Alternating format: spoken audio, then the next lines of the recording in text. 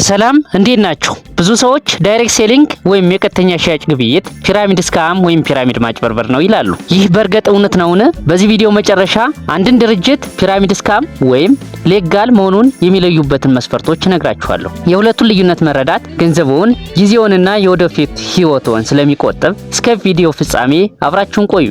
ፒራሚድ ስካም ውስጥ እውነተኛ ምርት ወይም አገልግሎት የለም።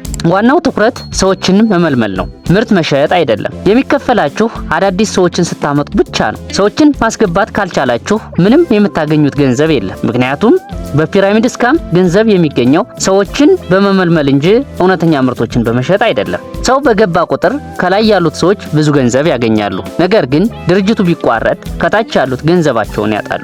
ለዚህ ነው ፒራሚድ ስካም በብዙ ሀገሮች ህገወጥ የሆኑት።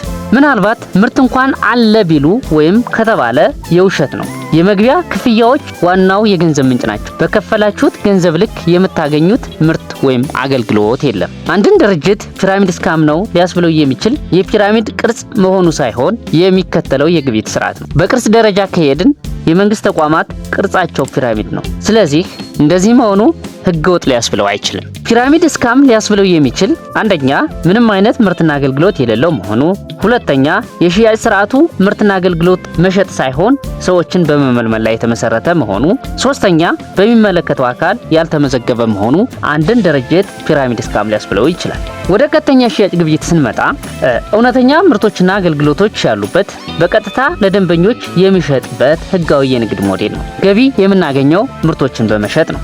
በዳይሬክት ሴሊንግ ኢንዱስትሪ ውስጥ በምንከፍለው ገንዘብ ልክ ምርት ወይም አገልግሎት የሚሰጥ በመሆኑ ምንም አይነት የኪሳራ ስጋት የለብንም። ሰዎችን በመመልመል አማራጭ ነው። ሰዎችን ባንመለምል እንኳን ምርቶችን ለተጠቃሚው በመሸጥ ገቢ ማግኘት ይቻላል። የግድ አዳዲስ ሰዎችን መመልመል አለብህ አይባልም። ምርቶች እውነተኛ የገበያ ዋጋ አላቸው። ኩባንያው የተመዘገበ ግልጽና ቁጥጥር የሚደረግበት ነው። በዳይሬክት ሴሊንግ ኢንዱስትሪ ኮሚሽን የምናገኘው ሰዎችን በመመልመል ብቻ አይደለም፣ በጥረትህ በሽያጭህና ክህሎትህን መሰረት በማድረግ ነው። ማንኛውም እድል ከመቀላቀልህ በፊት ህጋዊና ህገወጥ መሆኑን የምትለይባቸው መንገዶች፣ አንደኛ ምርት አለው ወይ፣ ሁለተኛ ኩባንያው የተመዘገበና ግልጽ ነው ወይ ወይም ያ ማለት ምርቶችን የሚያመርትበትና የሚሸጥበት ቦታ አለው ወይ ወይም ይታወቃል ወይ፣ ሶስተኛ የድርጅቱ ባለቤት ይታወቃል ወይ፣ አራተኛ ምርቶች የሚሸጡበት ዋጋ ወጥ ነው ወይ ያ ማለት ከአንድ ቦታ ሌላ ቦታ ላይ ተመሳሳይ ዋጋ አላቸው ወይ፣ አምስተኛ ምርቶች ማስታወቂያ አላቸው ወይ ያ ማለት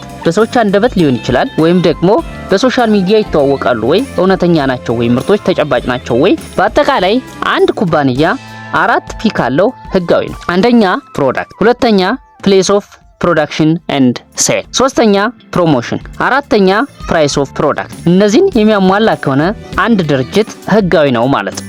በመጨረሻ በቪዲዮ ላይ የተገለጹትን መስፈርቶች መሰረት በማድረግ ፒራሚድ ስካም ወይም ዳይሬክት ሴሊንግ ኢንዱስትሪ ነው የምትሉን ድርጅት ኮሜንት ቦክስ ላይ አሳውቁኝ። ማንኛውም ሀሳብና አስተያየት ካላችሁ ኮሜንት ቦክስ ላይ ያስቀምጡ። እንደነዚህ አይነት ጠቃሚ ቪዲዮ በፍጥነት እንዲደርሳችሁ ቻናሉን ሰብስክራይብ፣ ቪዲዮን ላይክ እና ሼር እንዲሁም የደወል ምልክቷን ማብራቱን እንዳይረሱ።